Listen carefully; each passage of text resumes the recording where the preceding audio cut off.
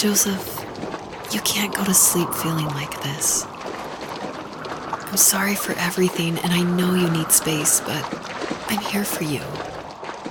You don't need to feel so lost.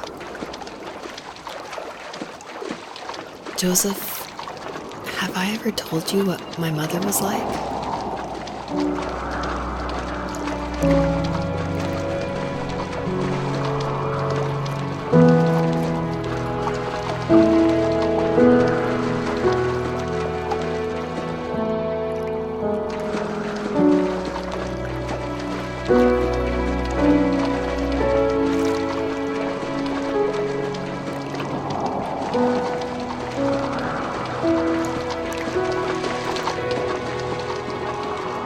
You know what it's like not to have a mom at home, and you know how hard that made my childhood. What helped me was watching the birds in the morning before the school bus came. I thought that my mother was one of those birds, and it made me want to be free like her. My mom taught me how to fold origami cranes while she was in the hospital, so I told myself I would fold one every day until I could fly myself.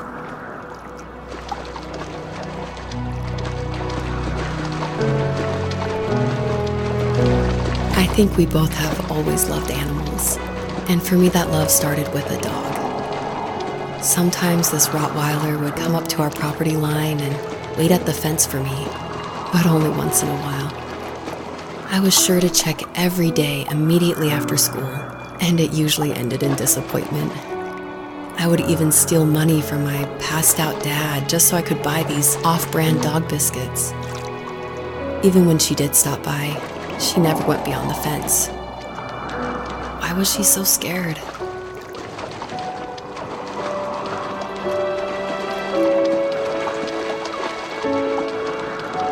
I think my dad was the opposite of your dad in almost every way, except he was in the military as well. He coped with alcohol of every kind. The trailer started falling apart, he got angry, and I withdrew. More and more, I became the weird, quiet kid who made lots of origami birds and carried dog biscuits around. I think we were pretty similar when it came to being the weird kids. And that same sincerity in college was one of the reasons I was so drawn to you. Life got worse and worse, and at one point, I really didn't think I could survive another day with my soul still intact. I had no real friends, let alone neighbors, since we lived in the middle of nowhere. I should have talked to my teacher, but I was scared what he would do if he found out.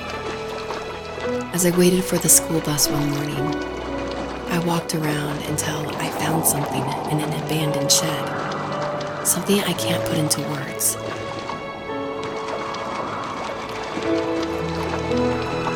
I summoned courage I didn't know I had, and I broke into my dad's room and found the key to the shed where he had locked my bike.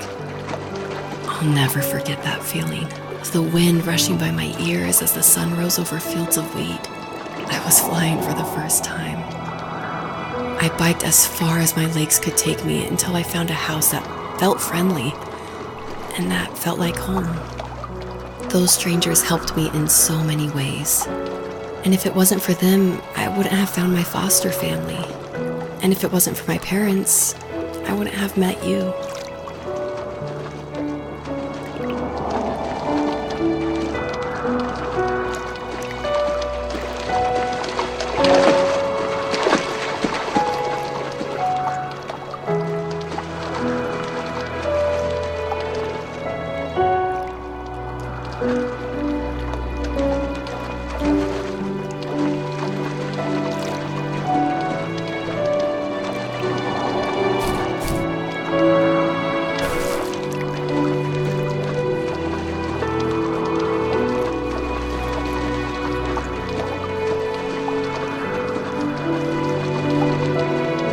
You have strength, Joseph, and you're not as alone as you think.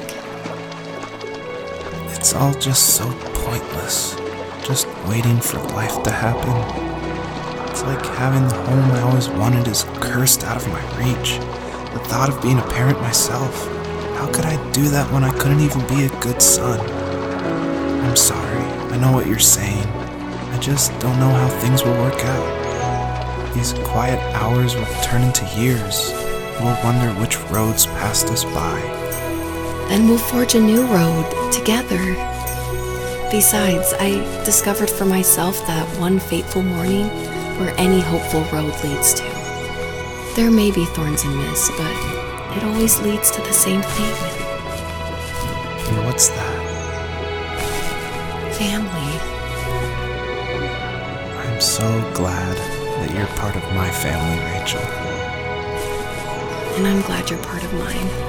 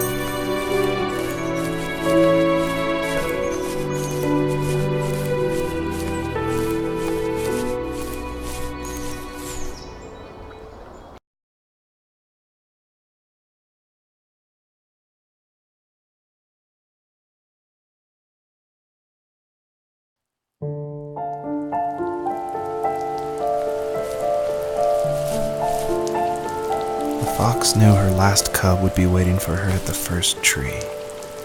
She was almost there. The rain cascaded onto the jade valley where the entrance to the tree was. Life was protected there, because that's where life began. It was now only a mother and a daughter left. Items from my life still dotted the ground as she moved closer to her destination and destiny.